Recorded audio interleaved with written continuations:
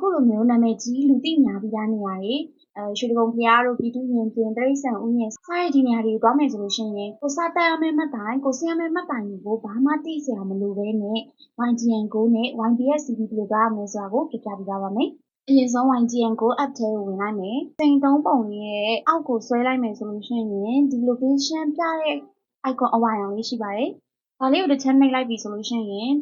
famous place ဆိုပြီးတော့နေရာတွေအများကြီးကျလာမယ်ပေါ့နော်။အဲ့ထဲမှာနာမည်ကြီးပြီးသားလူသိများပြီးသားနေရာလေးတွေကိုစုပြီးတော့ထားပေးတာပါ။ဒီမှာလို category တွေကအစရွေးလို့ရတယ်။တက်ရမယ့်မှတ်တိုင်ဆင်းရမယ့်မှတ်တိုင်ဘာမှသိစရာမလိုဘဲနဲ့ဒါလေးကိုတစ်ချက်နှိပ်လိုက်တာနဲ့ YGN-Go ကနေလမ်းကြောင်းရှာပေးမှာပဲဖြစ်ပါတယ်။အဲ့ဆိုတော့အခုကရွှေတိဂုံကိုသွားမယ်ဆိုတော့ရွှေတိဂုံဆိုပြီးတော့ရိုက်ထည့်လိုက်မယ်ပေါ့နော်။ရိုက်ပြီးတော့နှိပ်လိုက်မယ်ဆိုရင်လမ်းကြောင်းရှာပေးပါတယ်။ဒါကကိုကအခုစူးလီနားမှာရှိနေတဲ့အတွက်ကြောင့်မို့လို့အနီးနားတစ်ဝိုက်ကမှတ်တိုင်လေးကိုပြပေးရဖြစ်ပါတယ်။ကိုစီးချင်တဲ့မှတ်တိုင်တစ်ခုကိုရွေးလိုက်မယ်။ကားနံပါတ်တစ်ခုကိုရွေးလိုက်မယ်။ပုံမှာ